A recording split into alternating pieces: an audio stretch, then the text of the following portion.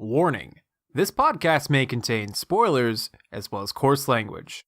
Viewer discretion is advised. Hello everyone, and welcome back to the R Anime Podcast, and today we are talking about a very interesting and fun subject that is very near and dear to my heart. We are talking about the Fate franchise, and no, not just about me, but about the actual franchise that I based my username off of 3 years ago, and may have regretted it since. But it's coming in handy today. Heresy. Never regret. Oh, shut up, Sinris. We'll get to you later. Nerd. But speaking of, this is our awesome and amazing panel for today. We have first up our longtime guest and regular Fate Nasu expert, Sinris. How you doing, fam? I'm doing pretty good. You do that intro so good, Fate. Thank you. You are also a great guest. Honestly, I just feed off of your good vibes, and that's what helps me lead you in. You guys want to get a room or something? You're the one who might have plans after this.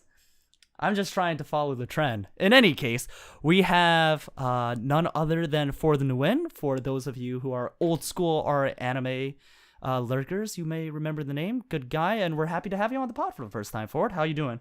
Good, thank you. I'm good. Happy to talk some Fate with some good people. And then we also have non-good people, like my roommate, Gilgamesh Ravel, this is your first ever our anime podcast. In fact, this is yours and Ford's first podcast on the channel. So, welcome and congrats. Thanks. You sound really happy to be here. Well, that was such a great introduction for me, so, the excitement is raging. I mean, is that the only thing that's raging about you when you think about Fate? Especially Gilgamesh? We're not going to talk about that right now. Episode 25, Fate Zero, on top of the rubble.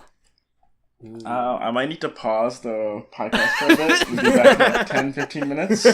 Oh god, it's leaking from under his door.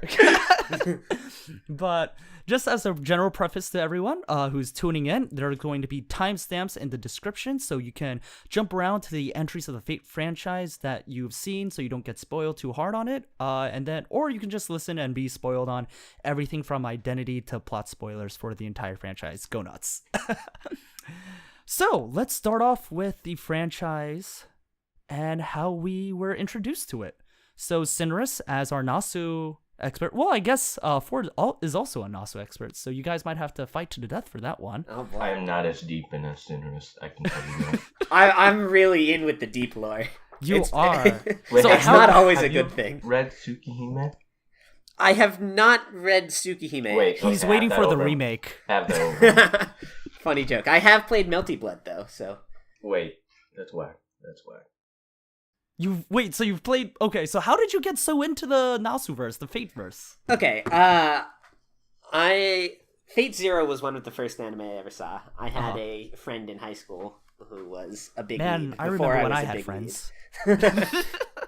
And she showed me Fate Zero. Loved it. Thought it was super cool. After that, I read the visual novel because aside from the bad Dean stuff, there were no other anime out. And then it slowly spiraled out of control from there. Nice. Well, it's spiraled down to the root, I hope. And how about you, Ford? How'd you get into Fate? I actually started with Kara no Kyokai.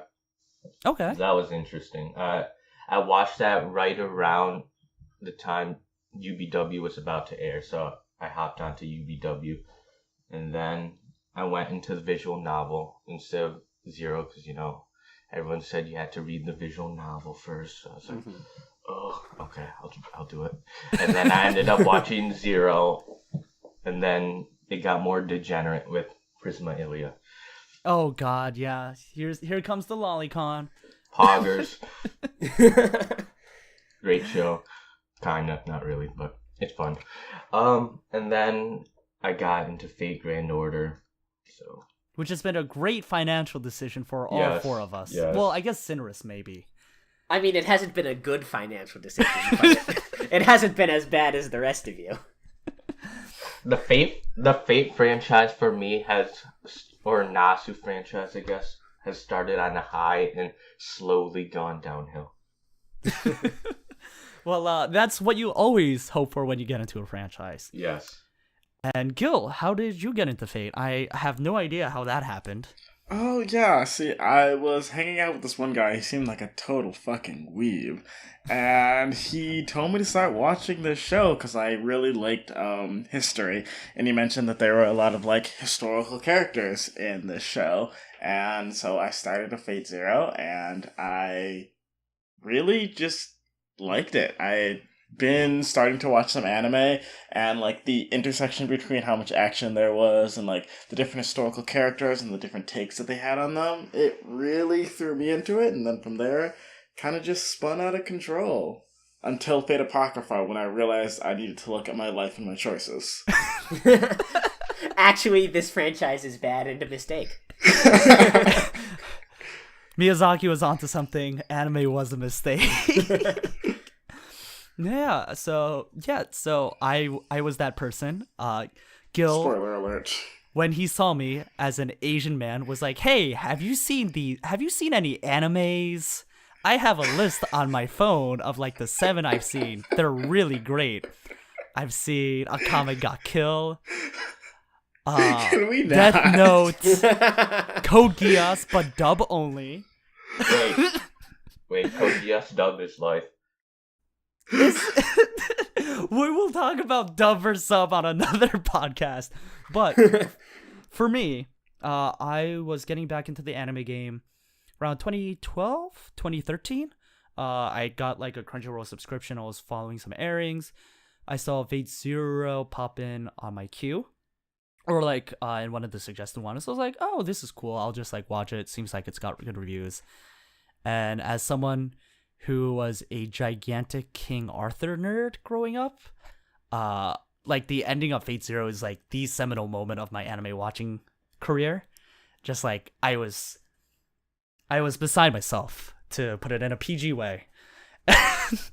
and at that point I was like starting to get into Reddit as well. So I was like, what are 3 things I like? Well, I like the Steelers, I like Taylor Swift, and I like the Fate franchise. So that's gonna be my name. Wait, is your name not actually Taylor? No. Maybe. What? What? This is a revelation. It's a very disappointing one. This podcast was a mistake. I should not have learned this. I hear what you sound like, and now you found out that my name might not actually be Taylor. What? So crazy. But yeah, and that's how I got into Fate. And then soon afterwards, Unlimited Blade Works was announced. And so I started watching that. And then I was like really fed up about the break in between Core 1 and Core 2. So I started reading the visual novel from Starting for Fate. Kept up with it. Loved it. Playing Fate Grand Order since like day one. Literally since day one. Yeah. It's been a ride. It's not been a good ride. It's been a wild ride. I want off this ride, but I'm in too deep. And it's been fun, but let's start off by talking about the franchise and the entry that started it all in none other than Fate Stay Night. My favorite porn game. I mean, mine too, I guess. I mean, I played the Real Tenua one with the H scenes off, but Gil loved the H scenes, so he kept those on. You know what? Wait, you have to. They are a good experience. Yeah, honestly, I think you're missing out by not having them. They are an experience. I'm not going to say a good experience. The first time I tried to turn it off, and I got hit with that infamous tagline of, "You cannot turn off H scenes while you're in an H scene." So then afterwards, I was like, I'm going to turn them off. And I forgot about it. And then the next H scene rolled around. So I just had to go through that. And by then I was like, I'm just in too deep. I have to keep watching them. It's like an educated prostitute, Gil. It will not let you go. Until you learn how to do your multiplication. So that's the VN experience in a nutshell. So I guess we should go down the line. Let's start off with the Fate route, which I think one would suspect, with me being such a huge Saber fan, that would be my favorite route. But actually, I want to say it's probably my least favorite of the 3. So Sinris 4, any thoughts? Gil, I know you have a lot of thoughts, not having read the Fate route. Not a bold claim. Not a bold claim. It is the worst route. I think the Fate route is better than people usually think it is. Because Is it? Yeah, I think so. I think Shiro in the Fate route is terrible. Yes. But the actual story of the Fate route is pretty good. And the Saber parts are all good. It's just Shiro's personality in that route drags the whole thing down. Yeah. Yeah, it's interesting hearing Nasu's take on it, because he's always been like, he regrets, or I guess we technically don't know for sure Nasu's gender, right? I guess technically, yeah. Yeah, I guess we could talk about that later. There I guess are We the can tinfoil probably hat assume theories. it's a dude. Yeah. But in any case, we'll just use he, I guess, for convenience, because most signs point to that. But Yeah. Sexist. just like Shiro in Fate Route. What a surprise. But yeah, I remember reading an interview where he was like, he was such a young writer at the time. Like, was he just out of high school at that point? I think like the original prototype of Fate Stay Night was composed while he was still in high school. Right. I'm And not so- sure how old he was when it was actually published. Right, because that was 2003. But I guess that's when the concept came to me, and he was like, the only way he felt like he could really do the plot twist with Saber being King Arthur was being like, oh, but Saber, you can't fight, you're a woman, and being like that, and then being able to do that plot twist. So I guess it feels in that way. Although, I think while Saber isn't great in that, I really like Fate Route for how it sets up Illya and Herc. Because Illya and Herc's storyline throughout the visual novel is actually pretty interesting to see unfold. And they're basically the main antagonists of the Fate route. Right. Like, everything is surrounding around, okay, Baza Kar can, like, crush everyone really easily. How can we do anything to destroy him? And the answer is to get Rin, Saber, and Shiro into a shed in the middle of the woods. And exchange some mana, however your adaptation wants to convey that message. But yeah, and then I liked Archer in that route. I liked his scene where he buys them time from Berserker when they're at the Einsburn Castle. That is a sick scene. It's pretty great. But it, for the most part, I think it's just, it sets up everything, and like, it's the base thing. The prologue is good. I really like the prologue, actually. The Unlimited Blade Works prologue episode, that's essentially the prologue of the visual novel, I think is my favorite animated entry of the Fate universe. That's not Fate Zero, just like the Fate Stay Night universe. Just because like it was fun, it was interesting, and I had no idea Saber returned, so that shot right at the end where like Saber and Archer fight was that must have been mind-blowing hype to for me. you. Yeah. It was fantastic. And so I guess that's a good segue into a route that's a little more less controversial, or I guess more controversial in people's opinions about it, and the Unlimited Blade Works route. And Gil, I know you have certain opinions about it. Emiya's trash. Now, when you say Emiya, you Oh, mean... Shiro. I'm sorry. Shiro is trash. And how specifically? How specifically is he trash in Unlimited Blade Works? So he has his ideals and his morals. Like, that's fine. Just try to have morals that aren't going to get literally everybody you're around fucking murdered. For example, after Gil destroys Herc, which is the most beautiful thing I've ever seen in my life, the fight scene, when Shiro Emiya is just like, Shiro decides, hey, I'm going to get up and yell at Gil rather than staying down and not opening his mouth. Like, how dumb can you be? In what possible situation do you think that's not going to end with your head being removed from your shoulders? I don't know. He's an idiot. He is, yeah, he's big stupid. Not gonna deny that. I think he's a good character, but he's big stupid. I Is he guess a good character? I'm trying to decide if that's the hill I want to fight and die on. I think he's a good character. All I'll say is Sinris, and I say this because we're good friends and I feel like I can bring this up now. There was that one time. Yes, I know. Copy pasted for the listeners at home. I copy pasted this one rant about how amazing and unique and fantastic the protagonist from the Railgun Index series is in Toma, and it actually just makes him sound super generic. And I just changed every word in there, every like name, to reflect a character in Fate from Shiro's perspective. I didn't even do that much work. I think I left a couple words in there. And I posted in our anime as like a quote-unquote defense to Shiro. And me and Shaw were like sitting back and we're like, oh boy, we can't wait to see what sucker falls for this. And poor Sinris. It was me. Poor Sinris comes in along. And he's like, finally, someone who understands how great Shiro is in a So I think that's all I need to say about Shiro as a character.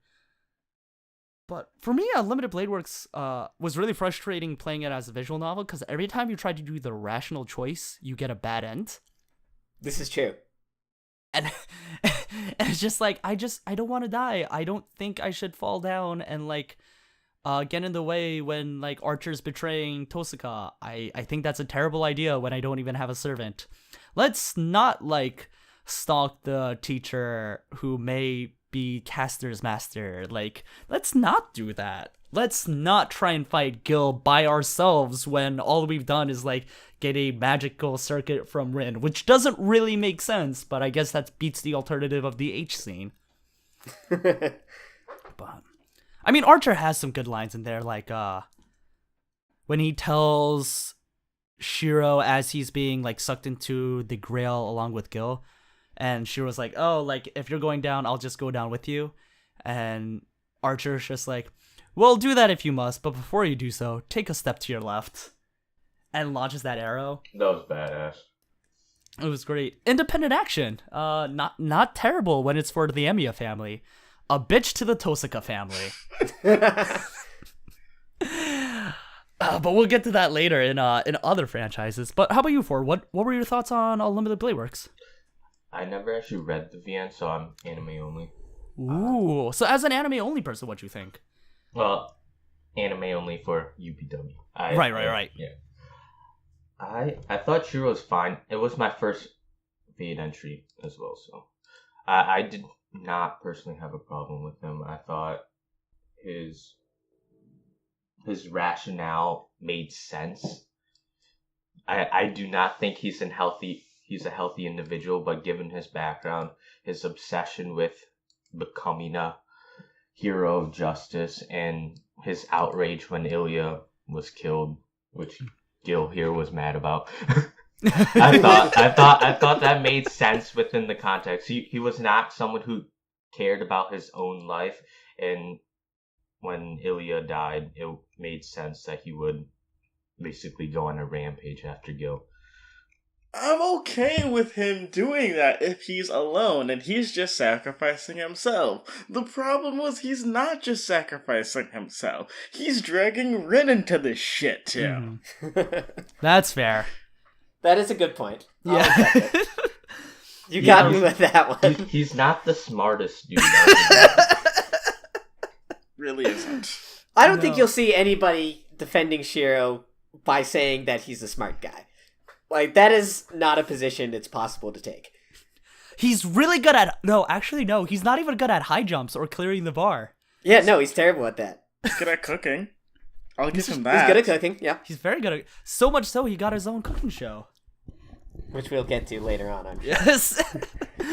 But that fucking high jump scene, I feel like they missed a great opportunity for a Carnival Phantasm skit. By having, like, it being the high jump scene, and you just see, like, Shiro doing it, and then it zooms out, and, like, the entire cast of the series is hiding in the bushes. Watching him fail repeatedly at the high Because there are at least two, I think 3 different characters who are like, oh, Shiro, do you remember this time a long time ago I saw you trying to do the high jumps? And they're like not watching it together. They're all just in different places watching this happen. But nevertheless, if I can give my defense of Shiro real quick, I think that the most interesting thing about him is the way that the story deals with his survivor's guilt after the fire at the end of the Fourth Great War. And the fact that you get to see how his morals and the way he thinks about the fact that he's the only person who got to live when all of the people around him died, and therefore he doesn't feel like he... Shut up! And therefore he doesn't feel like he deserves to live is a...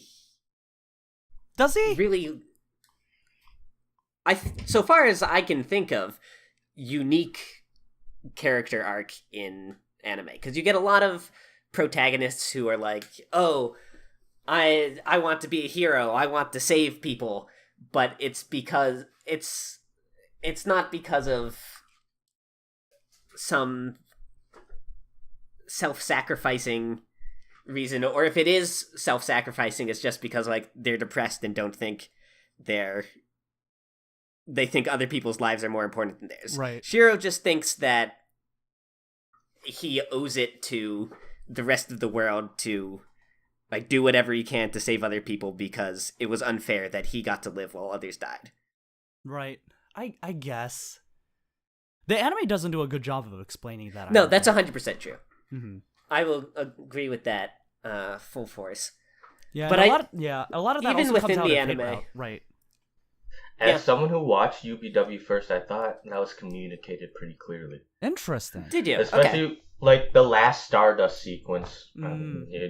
Everyone knows that now. So you basically had two.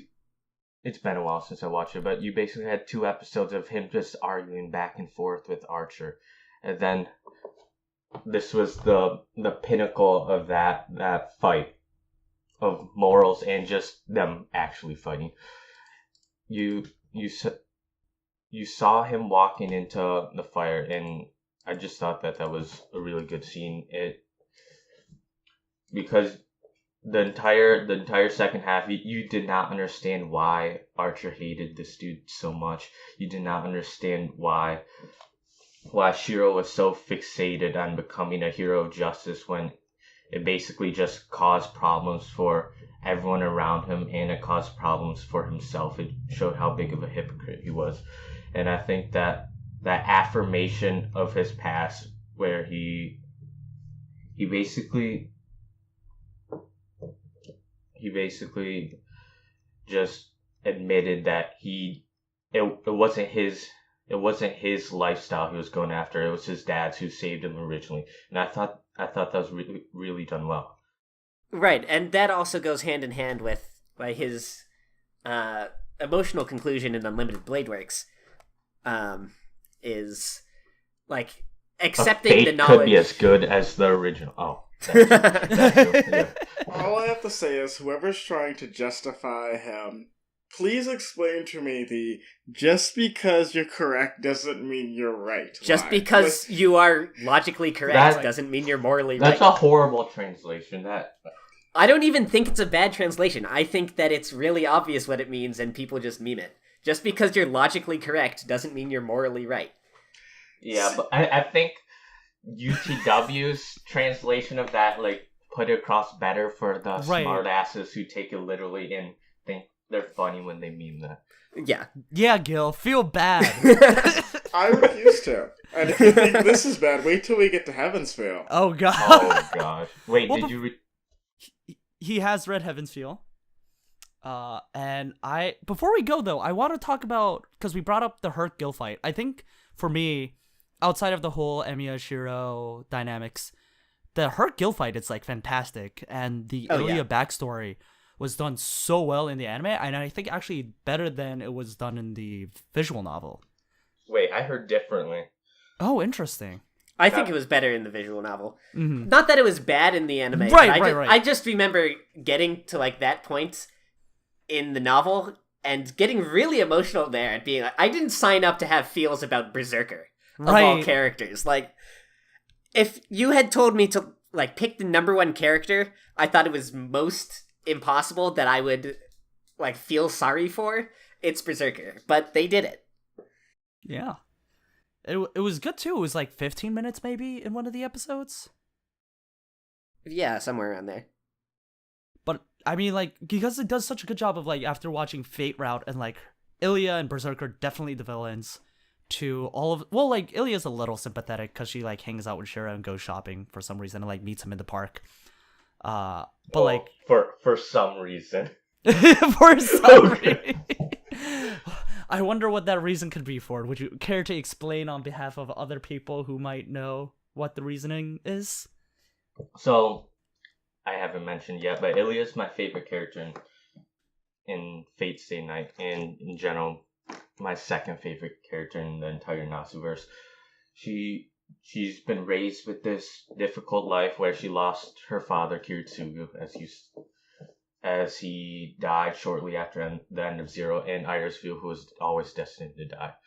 She was raised as his successor because he disappointed the last Holy Grail War. So her family basically forced her in this life of solely living to win this Holy Grail War. She had to get a ton of magic circuits and basically be imprisoned there and just training the entire time. And in fact, in the Fate route, which is the only route that is favorable for her in an outcome, she still dies shortly after it ends.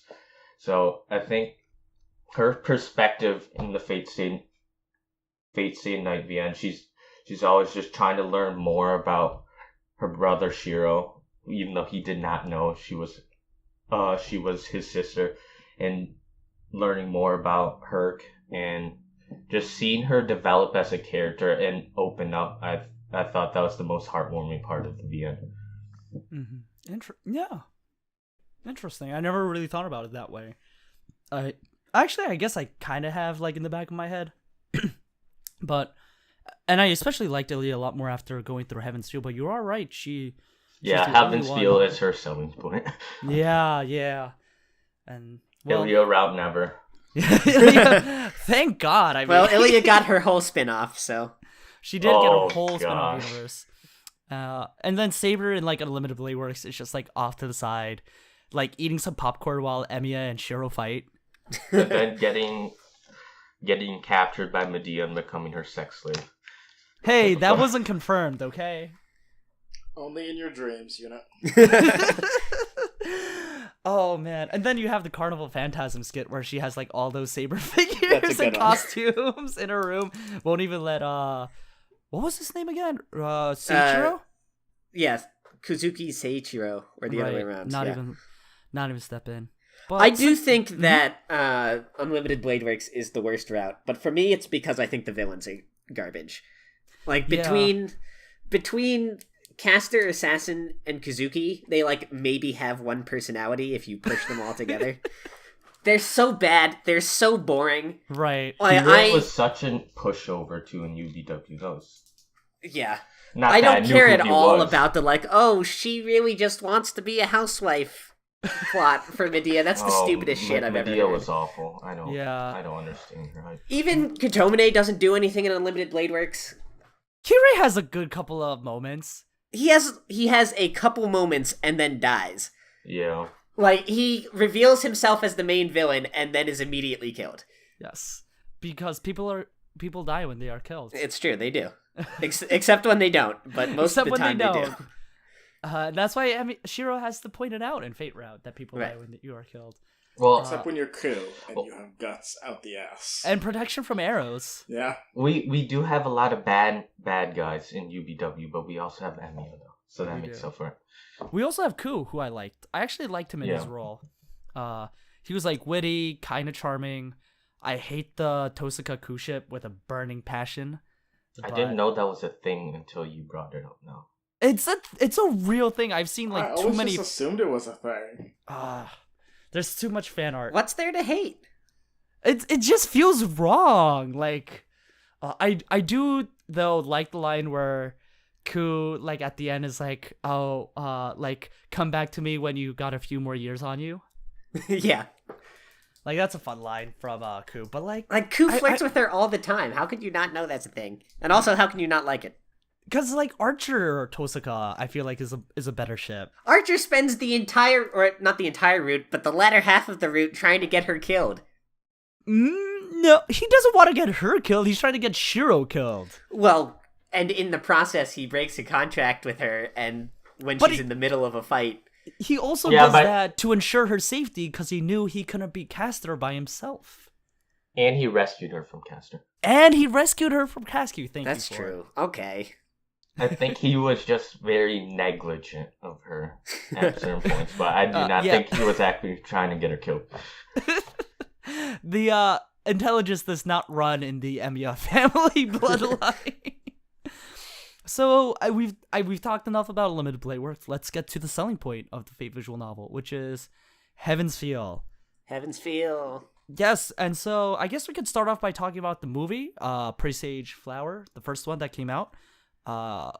So anyone, Sinris, did you have, or Ford, Gil, whoever wants to talk first, what'd you guys think of the movie and how it adapted certain aspects of the visual novel?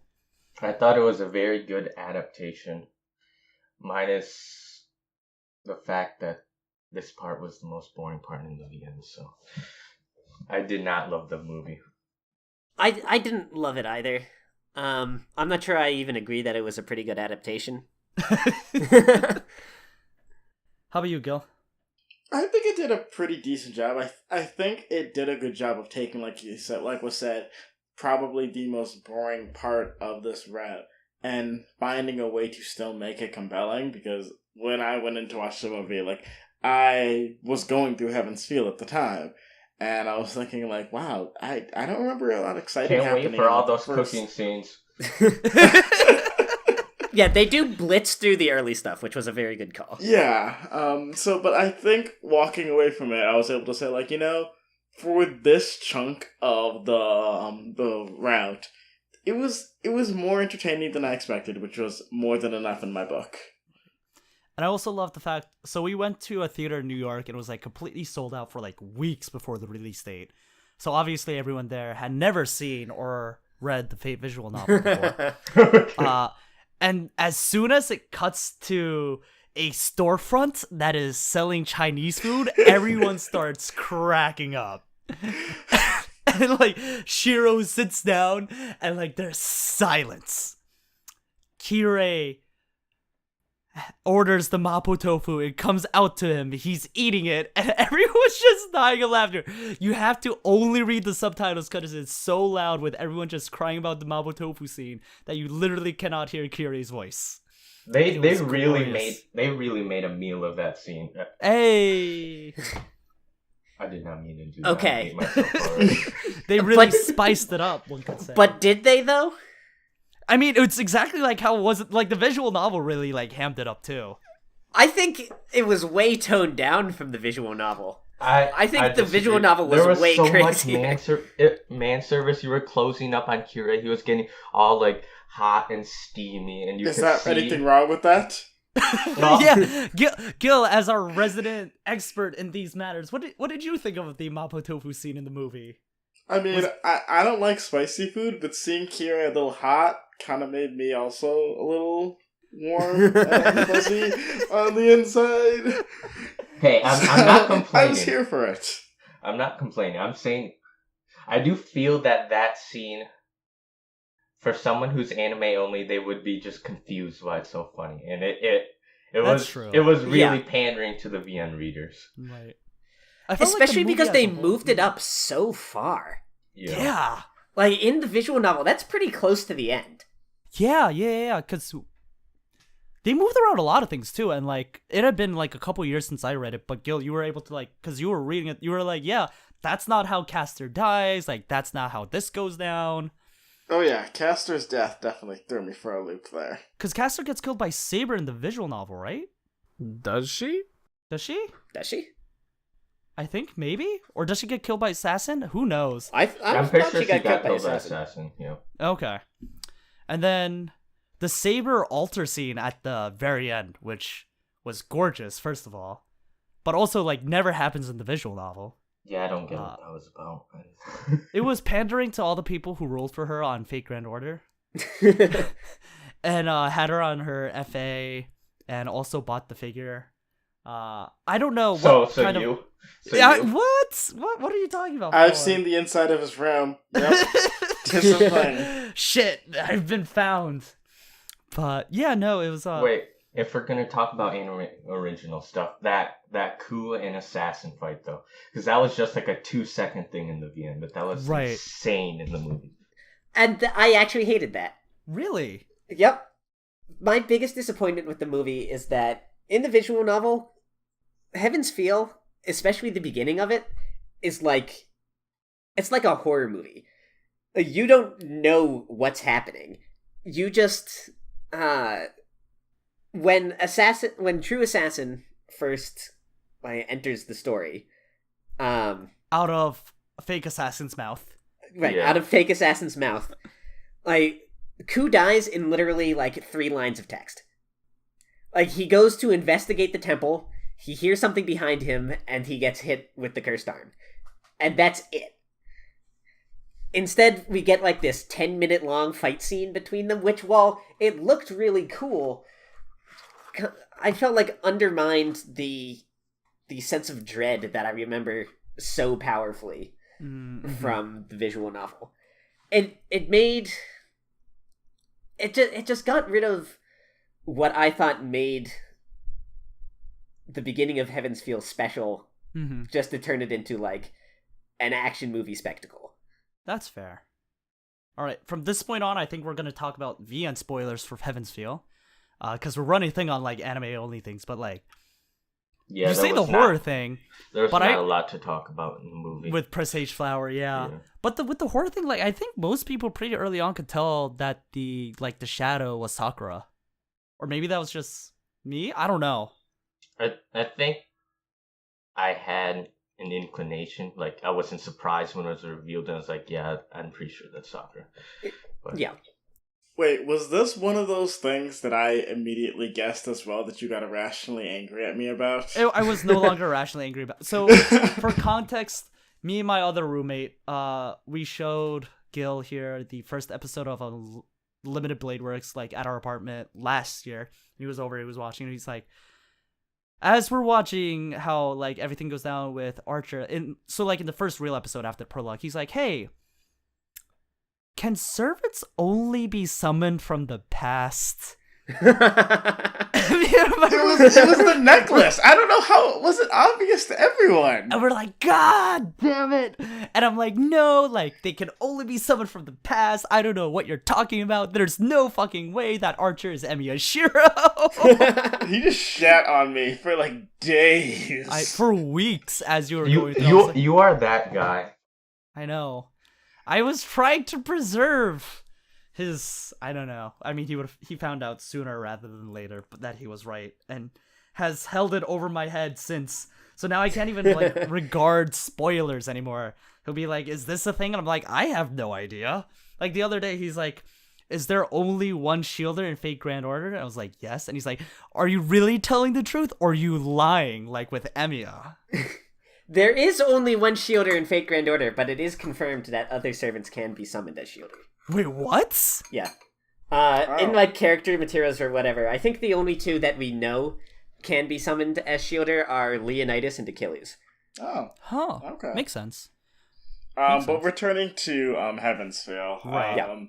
Dude, I have 2 main thoughts, and both are things that just disappointed me. Mm-hmm. So the first one is, after Sakura / the Shadow has just been fucking everybody up, and Gil finally makes an appearance, and I'm just like, yes, this is going to be UBW Part 2, there's going to be this epic fight between Gil and the Shadow, and Gil just gets his shit rocked.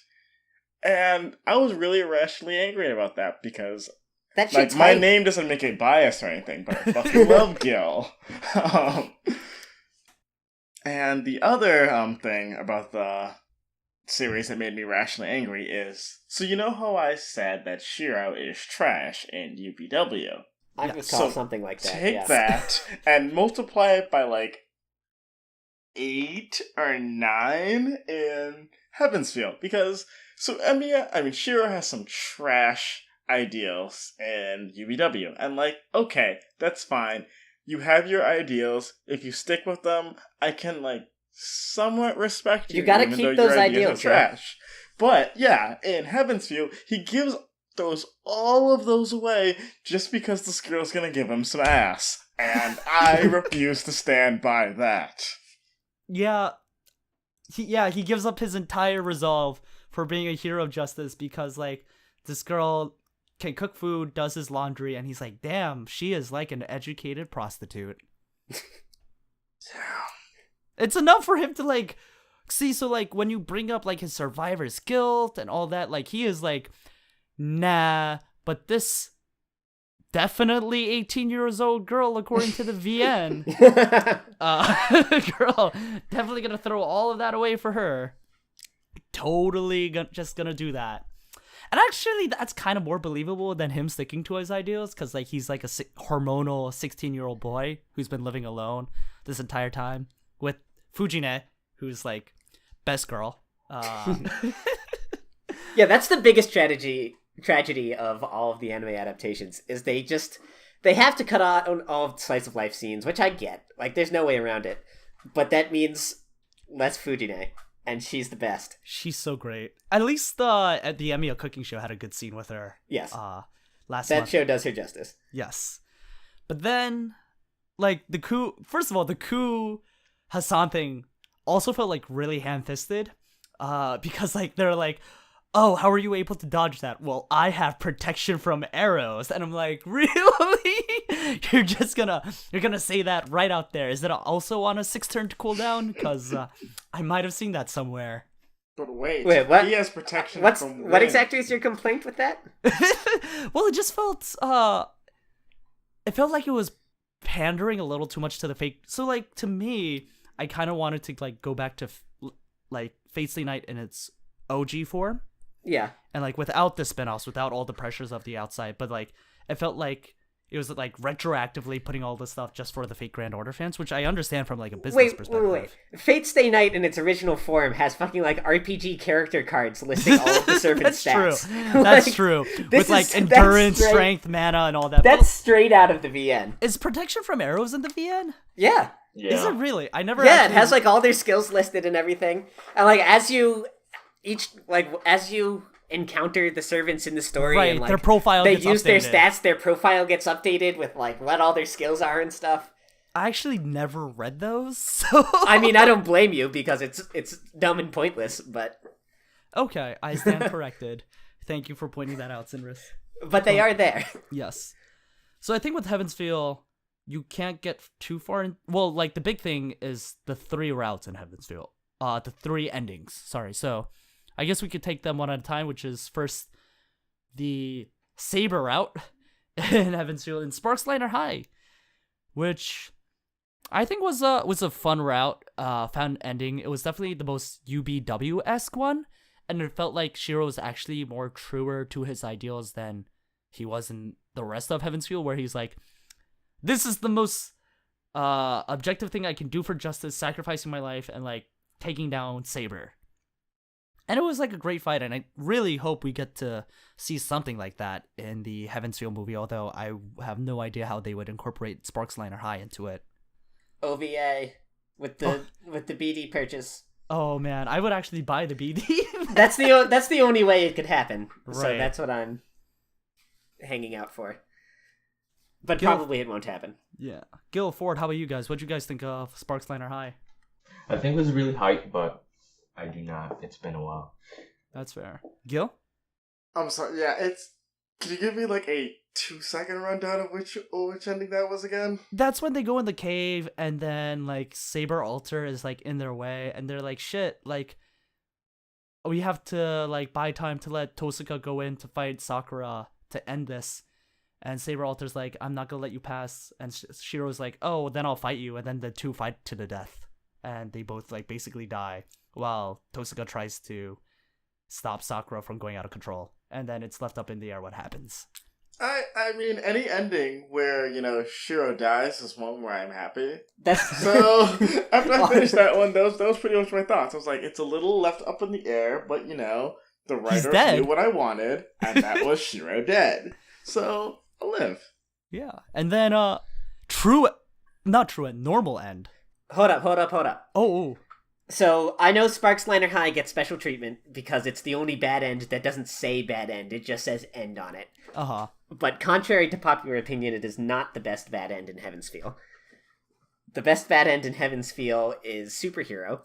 Yes. When Shiro says, Oh! okay, like, fuck Sakura, I am going to stick to my ideals. Right, and then he right. kills her and kills everyone else and wins the Grail War on his own. That is savage. I've never done that one. Kotomine, like, watching him go, and he's like, yeah, he's basically Kiritsugu now. This is exactly what Kiritsugu was like. Wait, I did not unlock that bad end. What the fuck? Yeah. I need to find that. It's sick. It's so good. Wait, wait, so he stabs... Is that the scene Yeah, in the rain? In the rain? No, it's after. It's closer to the end. After they bring, I don't remember exactly where it is in the route, but like they bring Sakura to the church. Uh-huh. And I think Kotomine is doing like his spirit healing on her or whatever. And then I think he's in the park when you diverge, and then he's talking to Rin, right? Oh yeah, that's it. And Rin basically is trying to convince him to kill Sakura because Rin spends the whole route trying to kill Sakura. Right. And like you have a choice, right?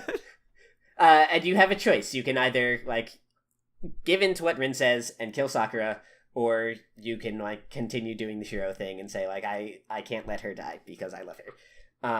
And if you choose to kill Sakura, it's not long. It doesn't like describe him winning the whole Grail War, but it describes him killing Sakura and then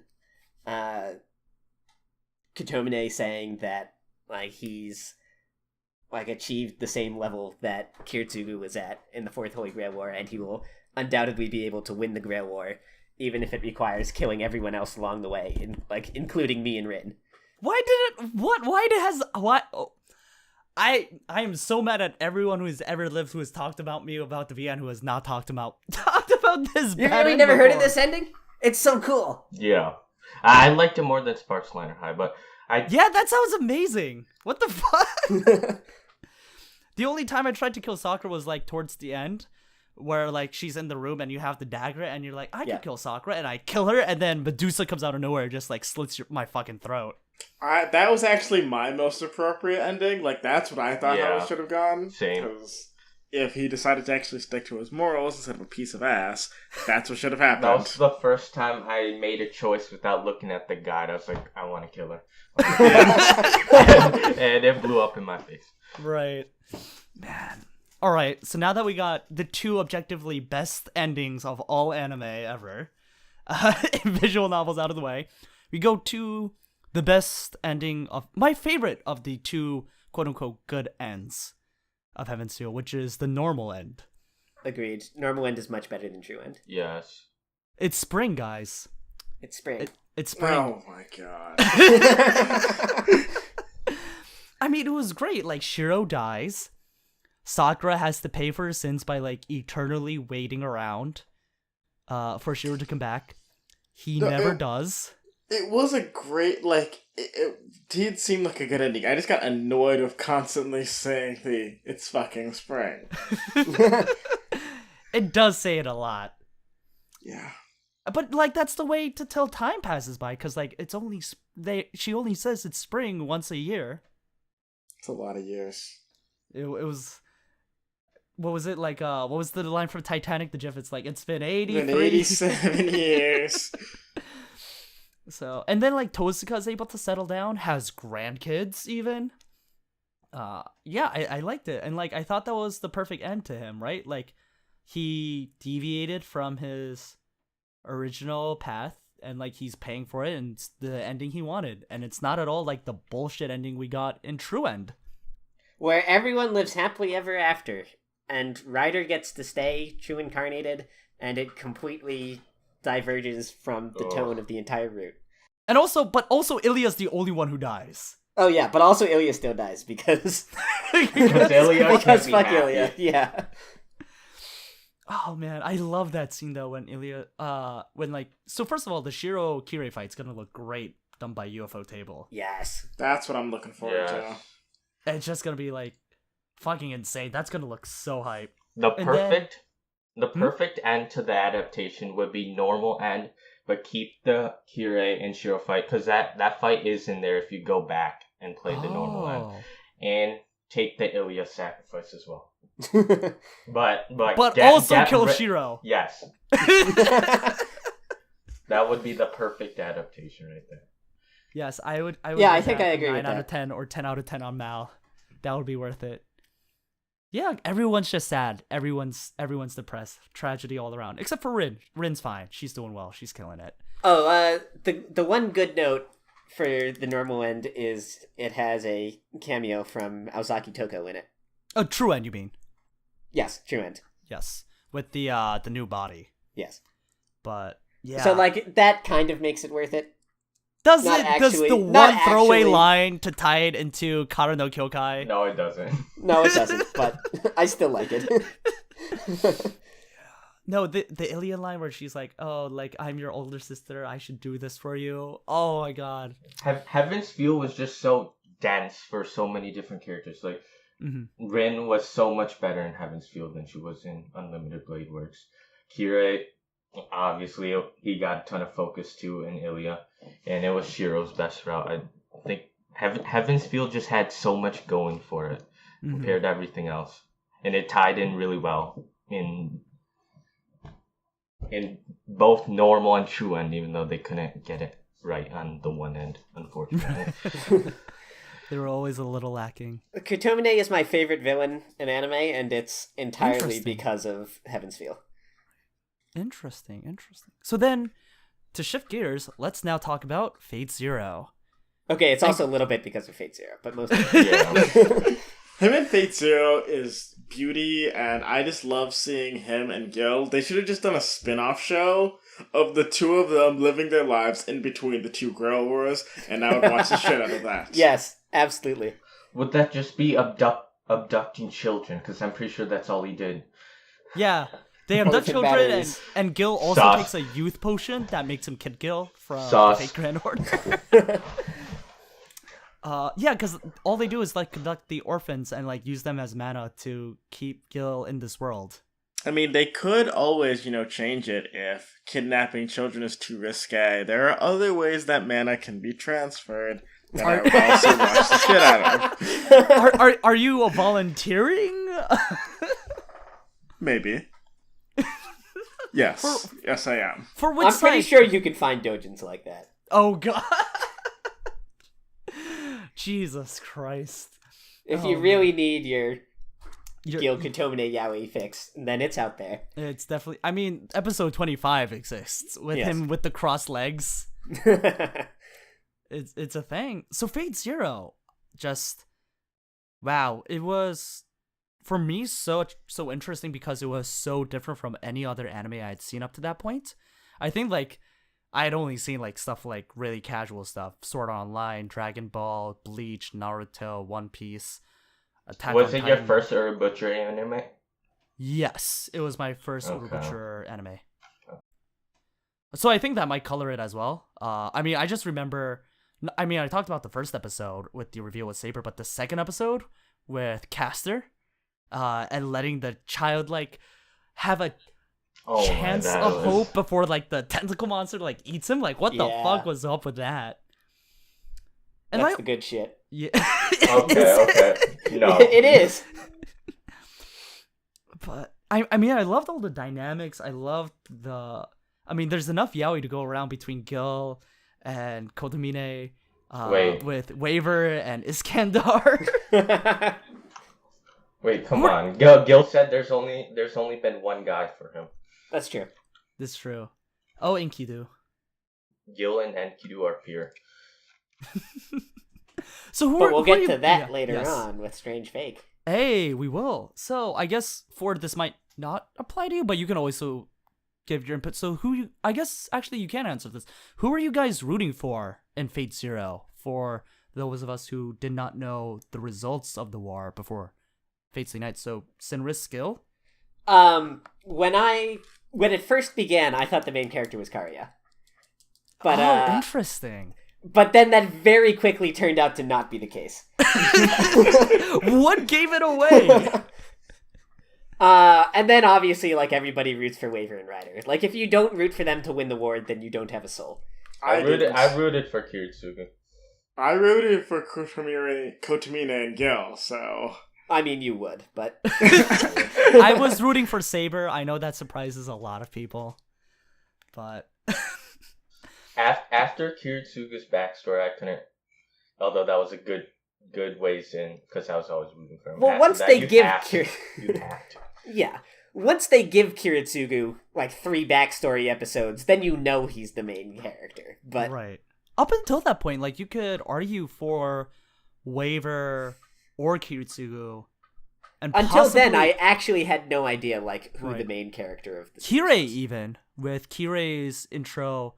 It's really interesting watching, like, Heaven's Feel and then watching Fate Zero when they mention, like, as he's walking away in Torino, Italy from his father and Tokiomi Tosaga, and they're like, oh, this will be good for him. His wife just passed away a few days ago. Yeah! Like, oh, shit. Kotomine's dad is like, oh yeah, his wife had just died, so he's really broken up about it. And you're like, no, he's not! He's actually perfectly fine. But, like, one great thing about this show that, like, honestly, I don't think any of the other other shows in the Fate franchise have been able to do is how well they've been able to delve into the backstory of so many of the characters. Read Strange Fate, but otherwise I agree. I mean, we were told to read Fate Apocrypha, so I don't know. Who the fuck told you to do that? Because, like we were saying, like, there was times where people didn't know who the main character was because everybody was being developed so well. And, like, for them to be able to do that just shows how well crafted out this story was. In 25 episodes. Yeah, 100% agree. Yeah, 2 cores, and, like, I mean, even Caster and Ryunosuke, like, kind of want no characters, but, like, executed really damn well for that one note. Like, they are serial killers and they don't care about. But it's not even that. Else. It was like the discussions that they don't had even about, try like, to fight God the war. and blasphemy, like, and, like, I can imagine, like, an Apocrypha or something like that, they wouldn't have gone anywhere near going into that much of them. But yeah. I thought they were terrible, but As characters or as people? As characters, I thought they were just way too over the top. I know Fate Zero is like a spectacle, but there is a tone to it, and I thought that they kind of undermined that. But they're the psycho no cool, the greatest cool. True. But yeah, I mean, they are, I think, by far the weakest developed characters. And yeah, like, the discussions about, like, the blasphemy about Jean d'Arc were fantastic. And, well, at least I thought were, like, well nuanced and, like, really interesting. But for me, one of the best, maybe the best episode of the Fate franchise is the discussion, the Banquet of Kings in Fate Zero episode 11. Yeah.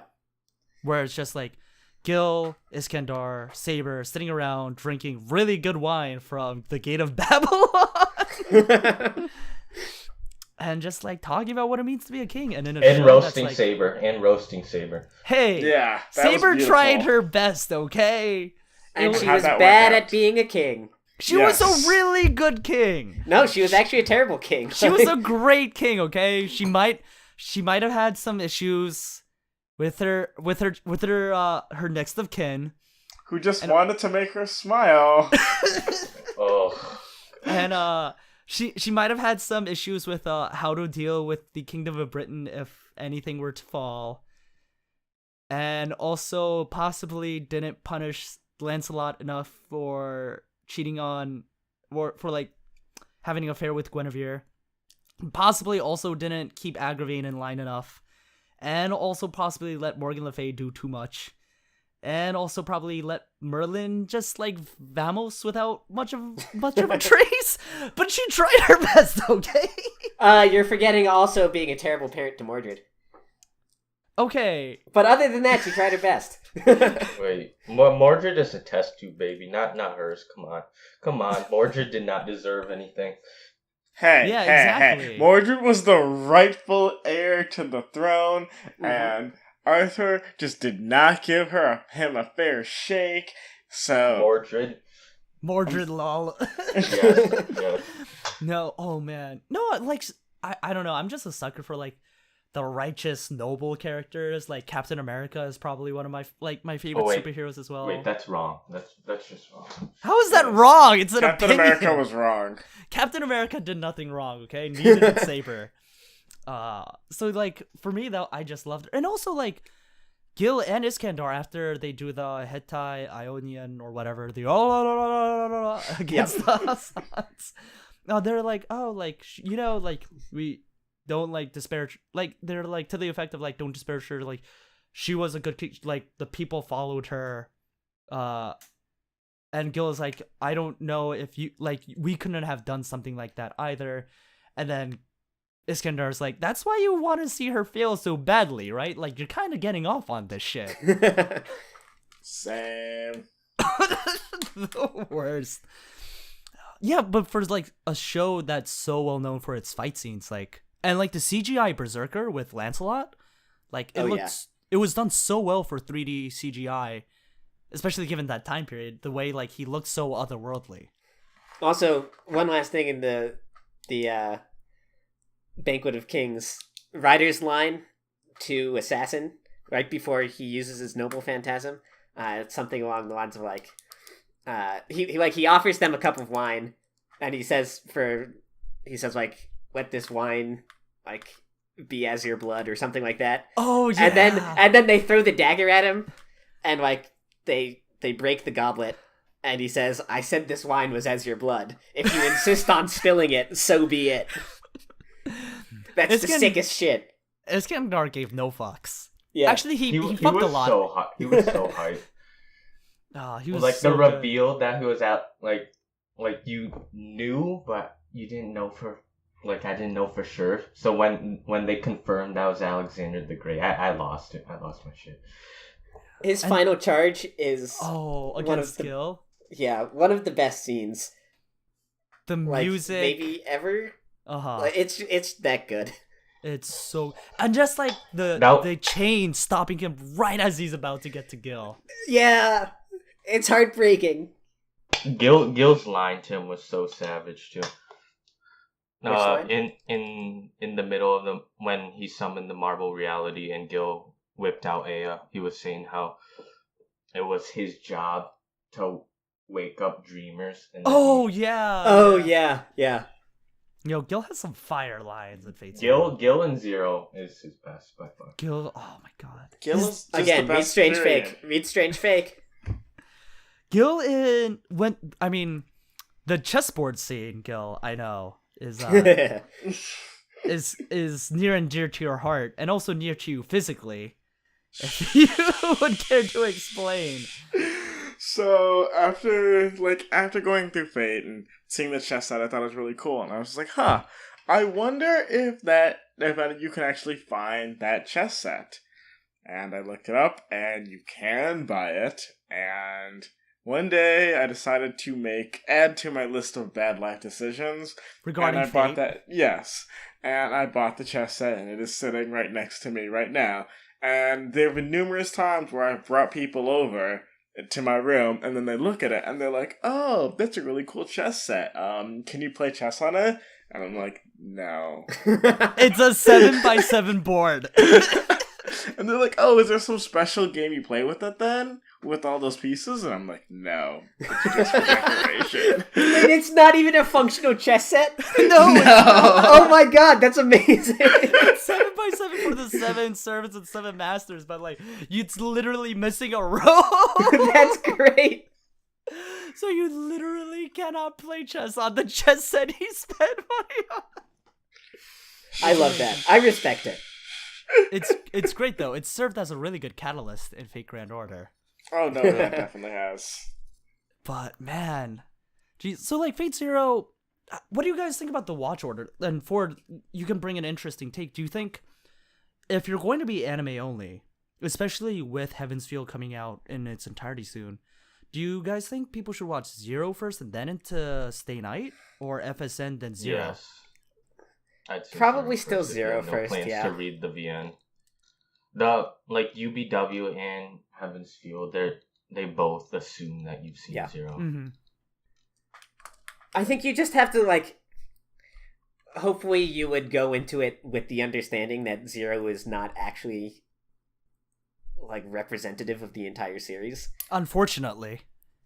Well, I don't know about him. Like, one of the things I love about Fate is that it can hit both, like, the super dark, gritty moments and be really lighthearted and funny. True. And Fate Zero is, like, just the grittiness with no interruption, no room for, like, extremely little lightheartedness ever. I mean, Waver and Iskandar have good Yeah. lighthearted moments. They do have some, but if you watch Zero and then expect the entire series to be tonally the same, then you're going to have a bad time. And a lot of people do have bad times when they Yes. then go on to Unlimited Blade Works, and it's very little like Zero. That's It true. also doesn't help that Unlimited Blade Works has, like, the least grit of any of the Right. VN Oh, routes. Fate Route? Fate Route has more grit. I don't think an anime only is going to bother with the Dean adaptation. Yeah, that's true. Right. I mean, no one should bother with the Dean adaptation. But, I like, haven't seen even... it, so. yeah. If there were a UFO table Fate route, then it has, like, the orphan batteries and stuff. Like, the darkest thing that ever happens in Unlimited Blade Works is, like, Ilya's death scene, I guess, and then... Yo, Iliad's death scene's fucking brutal, man. Yeah, Ilya's death scene, and then, like, the second grittiest thing is, like, Medea turning Saber into a sex slave. That was something. That was... Yeah, like, yo, he fucking slits her eyes, man, and then rips in and tears her heart out. Like, fuck. Me. That's the subliminal messaging at work. But yeah, no, Fate Zero, like, the betrayal between Tokiomi and Gil and Kirei, like, man, independent action is a bitch. Sure is. For But the also, he Dosaka family. literally just, like, handed Coach Mina everything he needed to kill him. Like, he was like, here's my will, here's how to, like, take care of my daughter, here's this ceremonial knife. Like, he's basically just saying, please kill me. I think the dagger was a little overkill. Kiri's probably thinking, like, damn, I gotta probably roll some black keys at this moment. Get some 3-star craft. Still no, not as stupid as Karya. Still not as stupid as Karya. How do you mean? Karya was just... I hated... He's my least favorite character in the entire Fate series. Really? I liked how he was, like... He kind of broke apart the white Besides knight Sakura. Because you expect, right? Like, in like a normal story, maybe, like, the man who sacrifices everything and his sanity, like, in the end, he is able to save the girl that he, like, sacrificed his body for. And he does it. Like, he just dies a very pitiful, painful death, along with his servant, who has gone mad. And, like, just, like, gets eaten alive by the crest worms. Like, I thought that was I appreciated that they stuck to their guns and, like, didn't give him, like, like, he actually had a happy ending. Like, no, he was fucked up. Like, Well, that's Urabuchi for you. yeah, like, the dude was, like, Yeah. really, like, hard on, like, I guess in every sense of the term, hitting on Tosaka's mom from the very beginning, and, like, really possessive of her, even though, like, she, like, completely, I assume, consensually entered into marriage with Tokiomi and, like, clearly loved him, and then, like, strangles her and, like, causes her to, like, become, like, a vegetable in some sense. Wasn't he, like, tricked into doing that? I don't remember the details of that scene. Like, he didn't realize it was her. I thought No, I thought it was like the thing with Gil, right? Yeah. With Gil and he strangles Kirei. her and then realizes that it was her and starts crying, and Gil and Kirei are just like on the balcony looking down and laughing at him while drinking wine. They're like, not a great show tonight. We could have done better.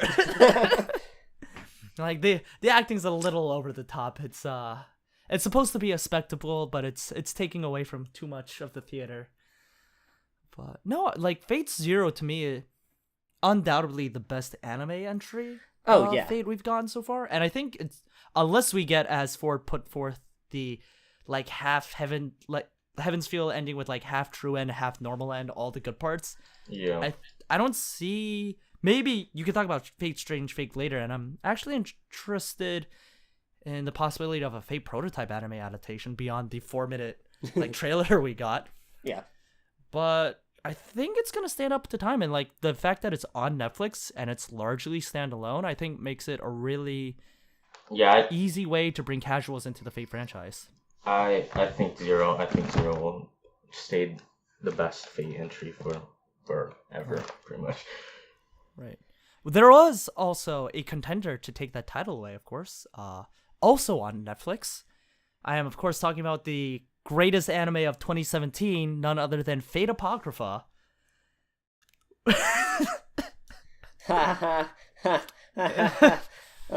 was... that was an anime.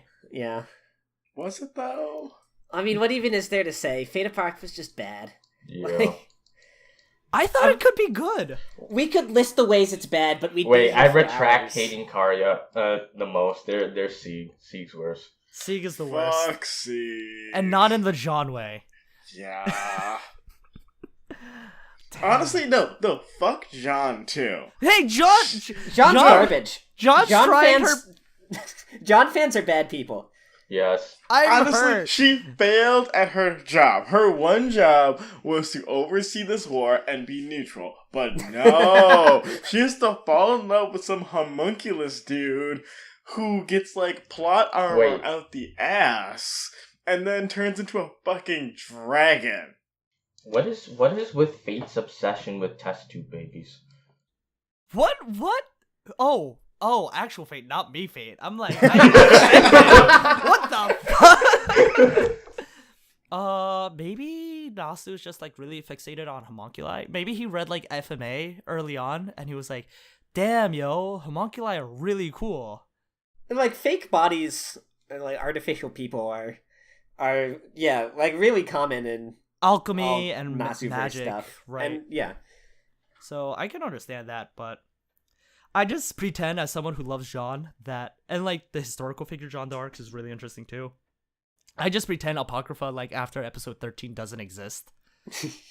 But I mean, like, there are just so many things that were wrong with it. You know, like the way they just fucked up Atalanta towards the end. Poor Atalanta. Yeah. There's Atalanta was mud. all of the sacrifices that were literally just for nothing. The all of friend death was so like she like kamikazed herself, and like Mordred's just like, dang, we had to use a command spell to survive this. She literally screeched. Yeah. And then, like, when Mordred went off for Semiramis, and Semiramis was just like, oh, yeah, I'm still here. Yeah, that pissed me off so much. Yeah, like Mordred goes like full like gear second, and like she like goes off and like sacrifices her life. Her and like Shishigo like both die, and Samura's like, I'm still here, I'm chilling. Like, honestly, Amakusa and Semiramis deserve better from this show. Those are the only two that I want to cuddle and protect, and everybody else can go Semiramis? fuck off and die. What Wait, does you don't Semiramis like ever Karna. do that's like worth being a character? What? She loves and protects Amakusa. And Who cares? Who cares? Also, she's just generally kind of a badass, and takes no shit, and I'm here for it. And also has the Hanging Gardens of Babylon as her noble phantasm. It's like a cool spaceship kind of deal. And she's a triple arts AoE buster NP assassin. She's bad, but Hey, she's got good MP gain, okay? But no, like I'll I'll bat to that. I'll go up to bat for that. I thought Semiramis was fun. I thought she was interesting. I thought her like loyalty to Amakusa over everything else was really interesting. I read a bit of the novels, but I've mostly just skimmed summaries. But apparently, the reason why Amakusa Shiro is so tan is because he spent decades excavating in like the Middle East, trying to find a remnant of the Millennium items, right? Yeah, to find the items to summon and to find the Hanging Garden of Babylon, like a remnant of the Hanging Garden of Babylon to summon Semiramis. Oh, I was trying to make a Merrick Ishtar reference there. Oh. Oops. Trying to find the Millennium Puzzle. Yeah, he spent decades excavating he for needed to win at children's card games. But yeah, no, so like I appreciated like his dedication to Semiramis, and then he was rewarded for that. And like the backstory with him and Justice that was hinted at. Wait, how was he rewarded for it? He got a kiss at the end. How was he rewarded for it? He got a kiss at the end, and then they both died. I mean, he was rewarded with a loyal servant who was willing to go to bat for him. That he was also willing to betray. But he also got a lap pillow at the end, and they got to see the sky together. Okay. That good anime shit. Good, great. I mean, when you're talking about the like, redeeming aspects of Apocrypha, you're gonna be grasping at the straws. Yeah, like if you want to talk about sus characters, we've got Mordred. I just want to make my father smile. I like Mordred. I think Mordred is a good character. No. Gil, you sent me like a screen cap earlier, or a gif of her like hissing and like acting like a cat to a stray cat, and we're like, there were warning signs early on. How did we not recognize them? God, fucking Mordred. I like Fate's take on Mordred. It's just like I agree with all of the people who say that Mordred and Cicigo should have been the main characters of Apocrypha. I think that alone would have made the show way better. Anyone but Sieg. Sieg should not have existed. Yes, obviously. Sieg should have been... Sieg randomly getting Franz power. Yeah, like out of nowhere just being like, oh, yeah, guess what? He all of a sudden absorbed Berserker's powers too. A dragon too. There are a few characters in Apocrypha I think are... like, would be good if they were ever given the chance to be good. Achilles, Karna. Jack the Ripper. Karna. Jack could have been. Jack and we could. Oh, what? You like the prostitute lolly? You think that's like your takeaway of a good character from that show? No, I'm saying she had the potential to be good. I think the whole, like, going in, they decided to try to, like, mix her and Atalanta too much, ended up just spoiling both of them. I think if they had kept Jack to, like, this faceless, nameless assassin who just goes around and fucks people up and disappears, because, like, here's the thing, there is no real understanding of what or who Jack the Ripper was. So the story read Strange Fake. No, I'm talking about, like, the actual Jack the Ripper. Like the I know, but Jack the Ripper is in Strange Fake in a totally different form from Apocrypha. Okay, but yeah, so, like, the writers had so many different ways they could take it, and they were just like, what is the worst possible way we could take this?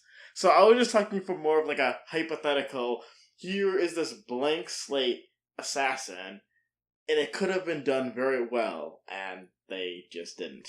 Yeah, really actually read Strange Fake. Jack in that, he's a berserker, but he's a shapeshifter. And they actively take the piss out of Apocrypha.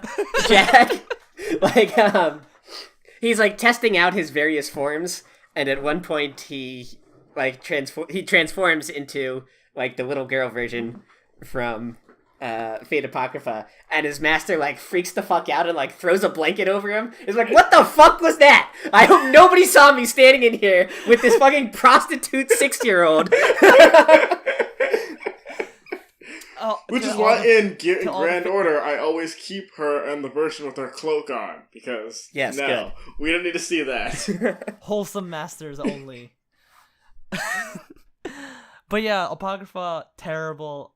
Some people, like, the only, defense I've heard about it is the same defense I've heard for, like, other bad shows, which is, I enjoyed it, therefore it's good. That's not how this works. It's not how any of this works. Some dope-ass fight scenes. Yes. The card... It does have those. The Achilles. Atlanta, the Achilles. Atlanta fight was cool. The Atlanta Alter versus Achilles. Achilles versus Chiron. Yeah, Achilles versus Chiron is actually the best fight scene in the show. Yeah. Amakusa versus Sieg wasn't terrible, but I felt bad for Amakusa. Like, Amakusa literally has to cut his fucking arm off to use his Noble Phantasm, yeah. Amakusa's Noble Phantasm doesn't make any sense. No. Like, why does cutting his arm off create a black hole? I actually, don't know the lore justification for that one. I have no idea what that is supposed to be. Is there any indication in his profile, Gil? I know you have him on Grand Order. So, from what I can recall, it's something about, it explains it, but it says that he needs some sort of, other magical source to access his NP, and in the show they're just like, nah, we'll just make him cut off his arm. Let's look him up on the wiki. Yeah. See my God. But that review was great, because up to that point, I always thought he was Emiya Shiro, but, adopted by Kotomine Kirei, or, the Kotomine family. Oh yeah, that is a pretty cool review. So then when he's like a ruler servant and he's not actually Shiro, I was like, shit, this is awesome. And then it wasn't. But yeah, that's Apocrypha. It was awesome, and then it wasn't. It really wasn't. Wait, The OP was good. Karna was pretty good. Yeah, Karna Karna was was nice. Karna's ideals though, the fact that he was like, I want to fight Sieg head on instead of accomplishing this mission. Karna felt to me the whole time like a character from a much better story who somehow got lost in this one. the thing that pissed me off was how much he rode Sieg's dick after Sieg beat him. I'm like, what? Well, yeah, that's true. Astolfo just came out of nowhere and dicked you. How is that an honorable fight? But the scene when Gotomine Shiro basically takes over the rest of the Red servants, and he said, "Okay, I took out all of your masters. You're all going to directly report to me now." And most of them are like, "What? How dare you? We'll never follow you." And then Carno just walks up and is like, "Come on, guys. We know this is gonna happen. Let's just do it. Let's just continue the story already." Carno was having none of the Wait, we can't move on from APOC talk without talking about Astolfo. Alright, I actually liked Astolfo way more than I expected to. Gil, you have MP3 Astolfo. That's not my choice. Wait, Gil, you don't like Astolfo? What? No. That blows my mind. It's kind of annoying, kind of useless, kind of just... Yeah, agreed. The 2 episodes, what felt them spending just him trying to find out his Noble Phantasm. I'm like, are you serious? Yeah, that was what? They're like, what could Astolfo's Noble Phantasm be? And then, the whole him and Jean just being like, oh, do you like Sieg? No, do you like Sieg? Fuck off. Yo, you're not wrong, though. That's true. That is very true. And also, if you're gonna be a guy, be a guy. If you're gonna be a girl, be a girl. Why is it gotta be confusing like that, though? Yo, don't knock gender ambiguity. That's true. If you want to be anything in between, you can be anything in between. Why you gotta be a trap, though? Yikes. No, I don't know. He is a very cute trap, though. I will give him that. I expected to hate Astolfo, ended up kind of enjoing him. Not a good character by any means, but... Enjoying him how, Sinris? Oh, shut up.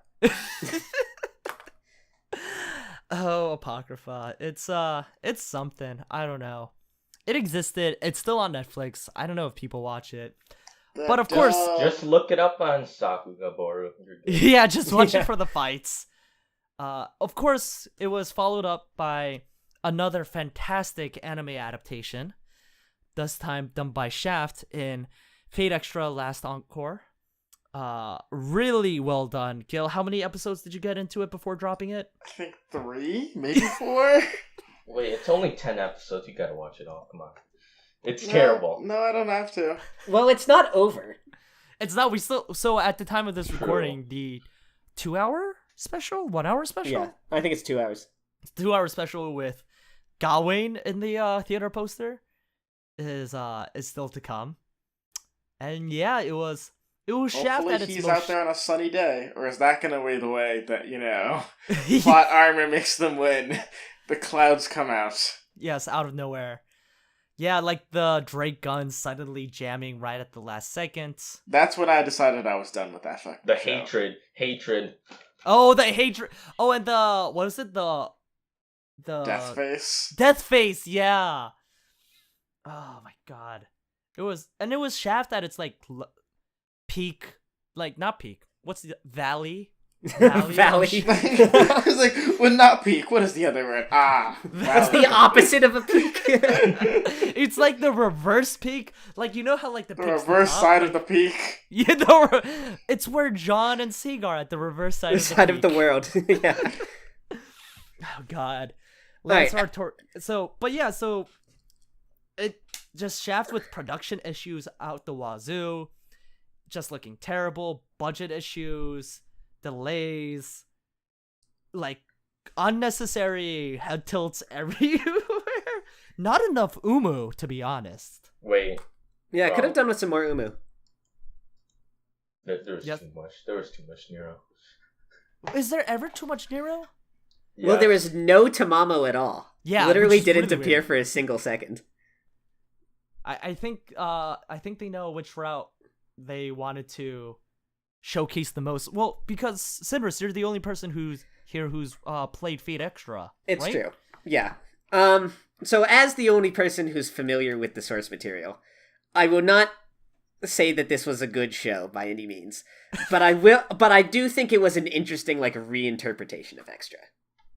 I think the Extra story, okay, I'm really not a big fan of the Extraverse in general, like any of the Mooncell stuff. To quote the single best line from Fate Extra Last Encore, which our lovable protagonist Takano repeats over and over again, I hate everything about this moon. That said, in Extra and Extra alone, I think the story is actually kind of interesting. And I think that Extra Last Encore was a kind of interesting reinterpretation of Extra. Not a great game, and definitely not a great anime, but they've got some ideas that I think is like kind of neat. It's got ideas. It's got ideals.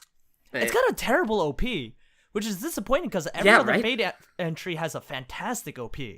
Am I supposed except to know Apocrypha. what's going on, like why they're in this virtual world? Because that's still not. No, the Mooncell makes okay. no sense at all. The Mooncell is the stupidest fucking thing that's ever existed. Okay. I thought you were about to launch into like a 20-minute spiel about like how the Mooncell actually really makes sense. No, the Mooncell doesn't make any fucking sense. There's no justification. At no point do they ever explain why the moon is a supercomputer. Do we know why there's like Rin and Shinji and Kotomine? But no Shiro? And there's like 5 Sakuras? No, I feel like Shiki makes a cameo at some point in the game. Shiki does make a cameo in the game, yeah. Yeah, the game was a weird thing because it was the first Fate installment to like not feature like Saber Artoria and to like really jump away from the original VN. So like it tries to go its own way, but then it also tries to like throw in enough from the first one that people will still recognize and like. So you get a couple of the same servants showing up. You get some of the same characters who are there for reasons that don't really make sense. It's weird. It's got Renku, which automatically takes it down a peg. Yeah. I mean, yeah. like, and also like weird faceless Archer in the beginning, who's like a stone statue and like forces him down the Palpatine pit. Yeah, I don't know why he was like faceless and made out of stone. In Fate Extra, like Emiya Archer is one of the like 3 servants you can own. But yeah, I don't know. But yeah, it's I mean, it's still going on, remains to be seen. It's popular enough. I've heard good things about Extra CCC. Oh, I have heard good things about CCC. I don't know a lot about it, but that seems pretty cool too. Yes. Everything I've looked up, BB is hilarious, so I think it's probably half decent. Gil, I think you would enjoy Extra CCC. Have you heard of AUO Castoff? No, I have not. What is that? Okay, you have to look up this scene from the game after we're done, but the quick summary is, you guys know Elizabeth Bathory from FGO. So she's in CCC and most of the Extraverse. I have no idea what the context of the scene is, but basically, Gil is trying to embarrass Liz, and he does that by, in the middle of a conversation with her, just yelling AUO cast off and making all of his clothes explode off his body. And he just like stands there with his hands on his hip, like staring her down full frontal, and his junk is just obscured by like this beam of light coming from between his legs. It's really excellent. It's a good scene. I may or may not be checking that out now tonight. Okay. Those are your plans for tonight now.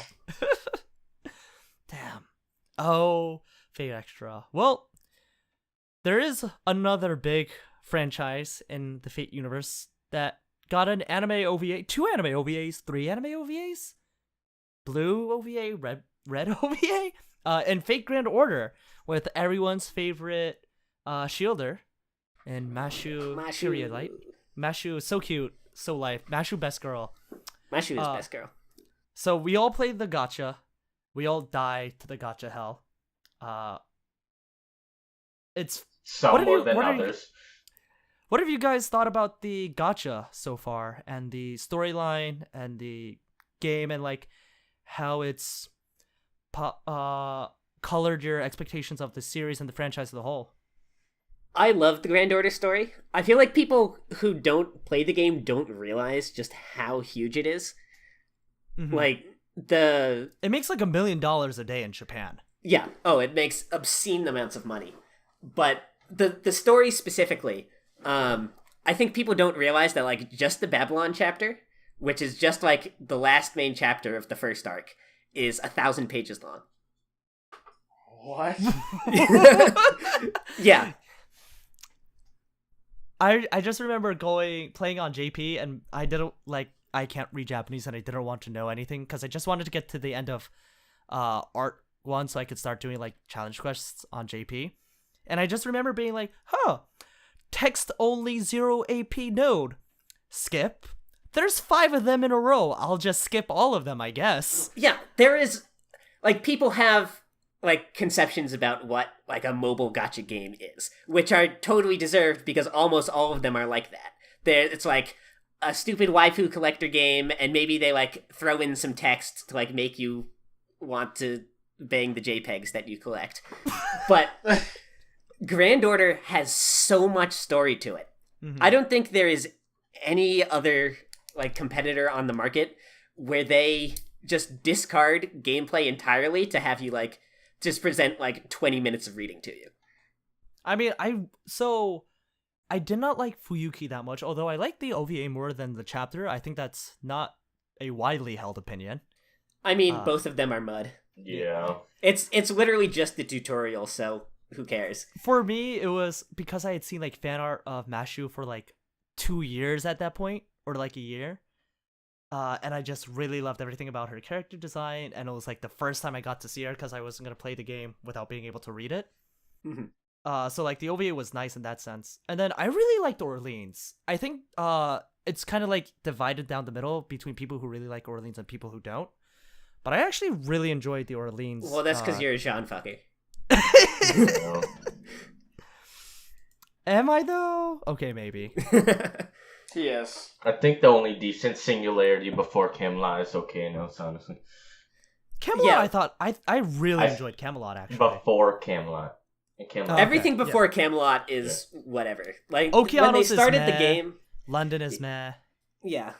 America's was pretty good. Septem. America's pretty good. They didn't blow Nero enough, so they needed Septem too. Oh god, Septem was so bad. Septem is the worst chapter. Damn, well, yeah, when they started the game, like, they clearly weren't putting any effort into it at all. Right. And then, regardless of that, it got really good, really big, and they had, like, this weird moment that you never see in game development, where they're like, wow, we're putting in no effort and making billions of dollars. Let's start putting in effort. And then once they did that, the story actually became really good. Mm-hmm. So up until that point, it's stupid and pointless, and like you can read it if you want to, but don't expect to get anything out of the story. But like starting with America and then definitely starting with Camelot, the story gets amazingly good, and it only gets better from there. Yeah. I'm really excited for Shinjuku, Shinjuku side. And what's the one with Sushi and Tomoe? Shimosa. Shimosa. Yeah, I've heard really good things about Shimosa. I actually haven't read the translations of the Shimosa chapter yet. Ooh. That's my next They're one not up. very extensive, unfortunately. I know. I'm really disappointed, but Just play NA and in a year we'll get them. A year in like 3 months. But yeah, that's Fate Grand Order, and it's I think fun. some of the events are really good too. Like you have the CCC event, Right. The Jalter Lily event's really good too. That's fully translated. Yeah. Is that only because you're a lolicon? Or... No, it is unironically good. It's probably the first good event story, I would say. Nice. Okay. Well, us NA only players have something to look forward to then. And Poggers. So let's do some quick hitters with some of the spin-offs. Carnival Phantasm, objectively the best part of the Fate franchise with all the crazy hijinks and addictively fun OP. Haven't seen it. What the fuck? I don't know how I haven't. I think You haven't even seen like clips like the Berserker? I've seen clips. Oh, I was waiting God. on reading the entire Tsukihime VN, but I never got around to Alright. it. So. I feel like people who aren't super into Fate, when they hear people say that Carnival Phantasm is the best installment of Fate, they think it's memeing. It's not. It's unironically the best installment of Fate. I love the Tiger Dojo ED like previews. Post credits. Yeah, where like Taiga is like moving around way too much and like in like 30 FPS or whatever, and like Illya's like, stop doing this, you're costing too much money. And then like they show up on the screen like she actually cost us like 30,000 yen for this. Yeah. I like the clips I've seen of Saber, Alter, Bowling, and Gil. Yep. Oh yeah, in the cafe. Yeah. And like Gilgamesh just like throwing money everywhere. Yeah, and then there's also Fate Strange Fake, which has not been officially localized, but there are PDFs of it. There around. are really good translations of it, which I may can have provide to you got- guys because you need to Ooh. read them. Yes. But Strange Fake is so good. It's still an early game, but if it continues at its current pace, then I think it's easily like the best installment. I've heard of the Fate. author for Fate Strange Fake doesn't want his servants in Fate Grand Order until it's This done. is true. This Which is is true. why- it's Ryogo Narita who wrote Bakuno and Durarara. Oh, interesting. Interesting. Does it also have some like interlude? Does it also have what? Oh, Ford, were you saying something? I said and Enkidu's interlude in Fate Yes. Grand Order. which Right, was because really cool. Enkidu is one of the servants in Strange Yeah. Fake. Right. I was gonna say, does it also have like weird kooky hijinks on trains and other vehicles, or? It's got a cyborg priest. Ooh, okay. Yeah. Nice. It's got some really wacky shit. Uh-huh. You know, the kid who like hangs out with Waver in Apocrypha. Yes. He is one of the masters in Strange Fake. Interesting. He's Jack's master. His name is Flat Escardos. I love Flat. Flat is both like hilarious because he's a goon and also a really interesting character. So is Flat Justice? Flat is justice, yes. It has Gilgamesh in it. It's actually like Gilgamesh's best installment. Really? Oh. He's an Gil was amazing like character in checked that. out so hard on this, and then I haven't watched any of these, so I was just like kind of sitting around and I was like, oh, my interest has been piqued. it's not Gil the is- only thing that's peaked. Gil is so good in that, and Enkidu is there, so he has like interactions with Enkidu. Interactions, is that what the kids call it these days? Oh yeah. What's it? It's not gay if it's clay. Wait, Yeah. that's true. Okay, for. And Gil's also in the entry that I'm actually most excited for. Hopefully it getting either localized, translated, or an anime adaptation in Fate Prototype, which is what Naso originally wanted out of Fate Stay Night series with a male Arthur and Monica, I believe. Yeah. Or is it Ayako? It's Monica? Monica. Monica. Or no, Monica is the Is main the- character's older sister. It's Yes. Ayaka. Yeah, is the main Ayaka. character. Yeah. Ayaka is in Strange Multi- Fake. Oh, Strange Fake? Ooh. Ayaka is the master of Saber in Strange Fake. Ooh.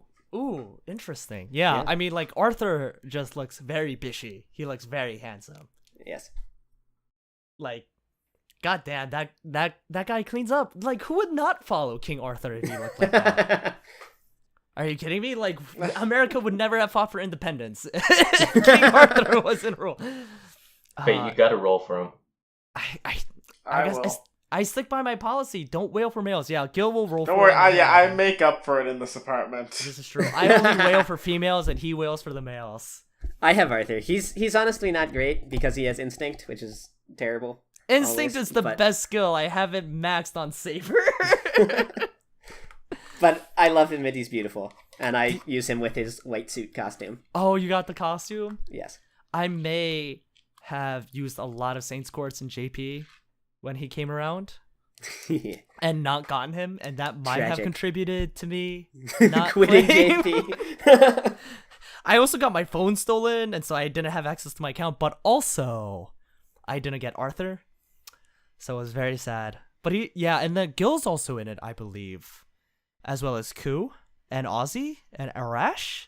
So you're getting a couple things mixed up now. Uh-oh. There's Fate Prototype, which was like what you were saying, the original version. Right. It was And supposed to Fragments of Sky be. And then Silver. there's Fate Prototype Fragments of Sky Silver, which is a not a visual novel, a light novel series. Which is basically like the Zero to Prototype Stay Night. It's the war before the Proto War. And that's Monica. Interesting. That's Monica. Yeah, so it's and that's- gotta be great. That's Monica. And like Ozzy is the writer there, and Arash is the archer, and so on. Interesting. Okay. Huh. Man, why? Oh man, it sucks not being able to read moon runes. Like I just want to give you money so I can read these things. Why won't you let me do it, Japan? I've heard that Sky Silver is not very good. Oh, really? Yeah, it's written by Sakurai. Sakurai. who's, Isn't he like, the Apocrypha guy? She? Sorry. Not the Apocrypha guy. She wrote Orleans. Septem. Septem. And also Fate Extella, which is Oh. actually the worst story I've ever experienced in my life. Extella, I think I played like 2 minutes. I think, Gil, you played a minute of Fate Extella. Yeah. It was not Extella great. is Not great. actually the worst thing I've ever experienced. Oh, man. Yeah, And- Sakurai is a really bad writer. Okay. Yeah. Well, good to know. And then there's... But it has Monica. So There's it's Monica. And Arthur. And Ozzy. And Arthur. Yes. So really, how bad can it... Yeah, it could be rude. I shudder to think because it sounds good on paper, but I'm Right. told it's really bad. It just sucks for Arash, because anyone who's played Fate Grand Order knows what happens if he ever uses his Noble Phantasm. Poor Arash. Poor Arash. Our perfect boy, who deserves better than to That's- kill himself. He deserves more stars. He shouldn't be a 1-star. I guess one of his appeal is that he's a 1-star servant and so easy to NP5. And then there's the stepchild, the very young stepchild of the Fate series in Fate kaleid liner Prisma Illya. Forward, without speaking enough, that gets both you and the podcast on the FBI watch list. Do you want to talk a little bit about it? Sure. Prisma Illya is actually not. It's actually pretty good. I'm sure that a lot of people have heard hype about Dry, which is the 3rd season. It basically goes into Miu's backstory, and you get probably the most badass hero in the entire Fate franchise. It's pretty low But- bar. Yeah. Well, that's true. But you get Justice Jacket memes. You get a revamped. What is the name of his 2 swords? Kancho and Bakuya. Yes, you get that, and it's just basically an ode to Fate, and it takes itself seriously in that, and it's worth a read. I'd say the anime's kind of rough, but the movie's not bad. I've seen so much cool stuff and heard Right. about so much cool stuff in it that I really want to get through it, but then I've tried so many times and I can't get The past first the lollies. The first 2 seasons are basically like if you treat it as a standard Maho shoujo, it's not bad. It has really good animation and music too. I enjoyed it. It's Silverlink, right? Yes. Silverlink does really good job. Really good stuff. I've heard good things about the fights in Oath Under Snow, I want to say. Yeah. And also there's a really good scene. I don't know who says this or in what context, but I heard there's a really good scene where someone says like, "Then I'll be that evil" or something. Yes. And like it's supposed to be like super hype as hell. But yeah, I don't know. I'm looking forward to maybe one day watching it. Maybe I'll contract it with you for it. I can't really be named Fate and not watch part of a Fate franchise, especially one that's got like 3 seasons in a movie. So, but yeah, so that's Fate in a nutshell. If you do watch it for the Saber Altar fight. That fight is insane. Ooh, That one okay. I've seen. Yeah. It is Okay. pretty good. Okay, that's gonna draw me in. But yeah, that's the Fate franchise as we sit here now. And it's interesting because it's one of those franchises. I think you're forgetting another spinoff. Am I? The The most important Emiya cooking. spin-off. The The fucking Emiya The cooking. Emiya cooking fucking spinoff. This. Oh my gosh, so good, so much fun. The volleyball scene was hilarious this month. Yes. The episode before that almost with- made me cry. with high Kiritsugu. With high school Fujine, so cute. I can understand why they never had high school Fujine before, because she's just so cute that no one would be able to focus on any of the other heroines in Fate ever. Yeah, like Tosaka in a ponytail is great in the OP. Yep. Oh yeah. Medusa, writer dressing like Steve Jobs, also fantastic. She wears the black turtleneck, jeans, and glasses everywhere. Don't tell me she's not cosplaying as Steve Jobs. All right, that's fair. And the food, like I actually, and Gil can attest to this. I actually made the bacon or like the bacon, egg, and like tomato lettuce sandwich that they made in the show. He did. And like the way Nice. they did it, and like they had that thing where they like put like a flat, they wrapped it in like saran wrap and then put like a flat thing on it to like really push it down, and like for some culinary reason, whatever. So I'm doing that, and Gil just walks by, and he's like, "The fuck are you doing, Tay?" I'm like, "It's Fate related." He's like, "No, it's not. It's never been in anything." I'm like, "Well, you know, there's Shokugeki. Imagine Shokugeki, but wholesome and for Fate." And with a kid, I want a curb stomp. I've only seen 3 episodes, but there's something about seeing these characters in a happy environment that just makes me emotional. Like the Kiritsuga episode and the Illya episode. The Illya episode for New Year's was so sweet. Oh my gosh. Because it's the happiness she can never get in the actual franchise. Yeah. And it's disgustingly well animated. It's so, oh my gosh. It has UFO table. no Ufotable right to be as insane. well animated as it is. UFO table, like, killing the game. Like, and it's such a different art style for them, too. Like, Yeah. like, if you watch any episode, I saw the Emiya volleyball thing. That was wild. that was so wild. Holy crap, that was so beautifully animated. Like, there's Kyou, and then there's, like, right next to it in terms of, like, most beautifully animated volleyball scenes, there's the Emiya cooking show. You know the part in, I think it's the first episode, maybe it's the second, but I'm pretty sure it's the first, when he's like deveining the shrimp, Oh, yeah. and it's like a 30-second cut. You can find it on Sakugaburu. I encourage you to do so. I'm pretty sure like that 30-second cut has more frames in it than like an entire episode of Shokugeki. Oh, and very That's not so a high many bar. so many fewer panning shots too. Yeah. Yeah, and if you watch like any cut, like there's always someone moving in the background, interacting. Like I love watching the OP and just like seeing everything that Saber does. Like when she picks up the like the buckwheat jelly. I forget what the name is in Japanese, but and she like picks it up, jiggles it, and like looks at it very puzzled, and like it's in the corner of the shot where like Emiya is like Shiro is like washing his hands and getting ready to cook, and you just see this very puzzled Saber, very happy about food though. If you told me a spin-off cooking show about Emiya and the crew would make me cry a year ago, I would have laughed in your face, but But here we are. It did twice. But yeah, so that's Fate as we are now.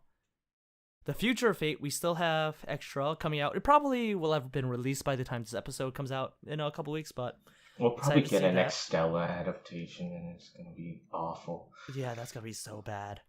Extella Link is out in Japan, but It's not. true with all the alternative swimsuit Yeah. uniforms and casual uniforms. Extella for Link John. actually doesn't look as bad as Extella did. No, because So I have hope for that one. Extella was for the Vita and then like high resed up for the PS4.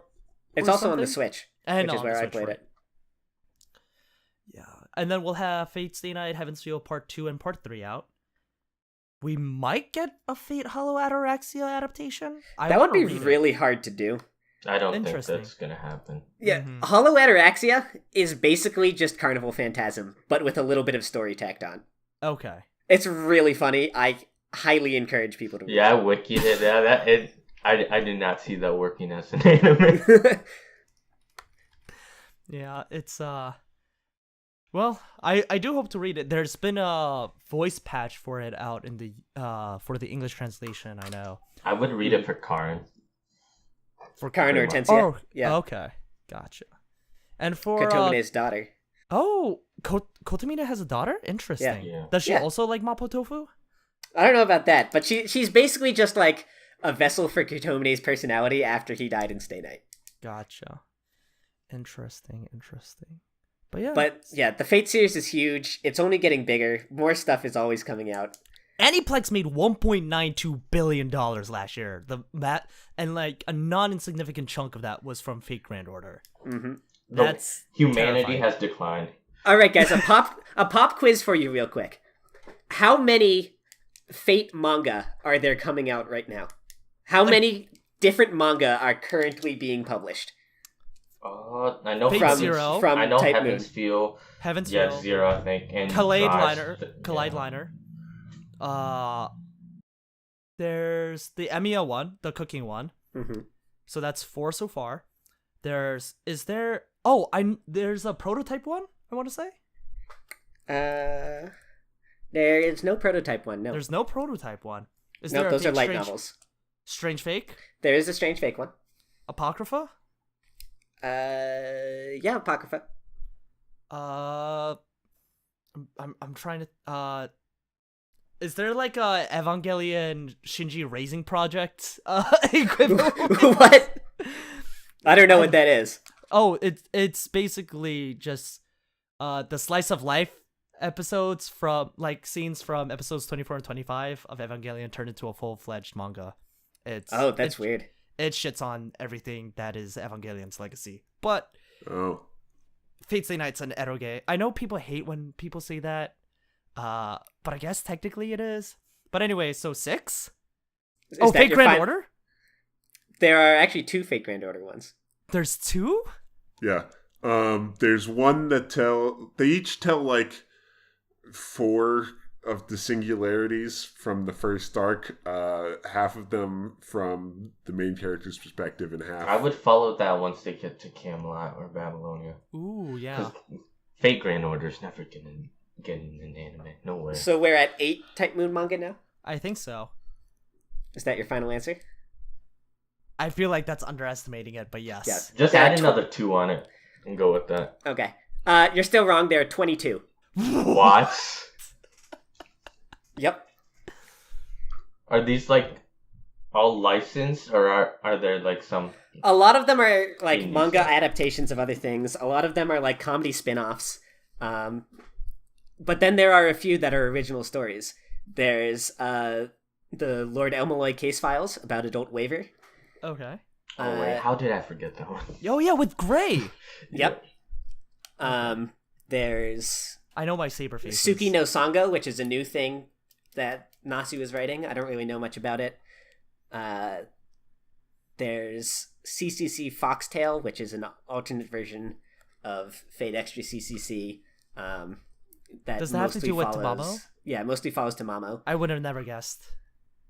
And there are a bunch more. There are 22 Type Moon manga currently being produced, and that doesn't even count like light novel series and video games and Grand Order, which will never end, and is just like getting rolling on its second main arc now. So this series, this Fate franchise spreads like a tumor. is in full swing. It's never going to die. It will not be killed, and it will not die. But yeah, it's Fate. It's a monster. It's a behemoth. It's got more classes and class triangles now than I can even imagine. I used to think it was complicated enough with 7 classes, and now there's like alter ego, moon cancer. I think they're up to like 15 classes. Foreigner. That's just an estimate, but I think Savior that's accurate. class. I know is an extra or something. Yep, Savior. There's ruler. There's everything. Fate has. It's really got something for everyone. Like if there's an aspect, if you can't find an aspect of Fate that is like you could kind of enjoy, you have really specific tastes. I enjoy the gambling. Oh, true. Yeah, if you love gambling and you don't even you just want to gamble and not even make money off of it, Fate Grand Order is just for you. Oh, yes. I love throwing money at JPEGs that aren't guaranteed. Spending money to possibly win money? No thanks. Spending money on JPEGs? Yes, please.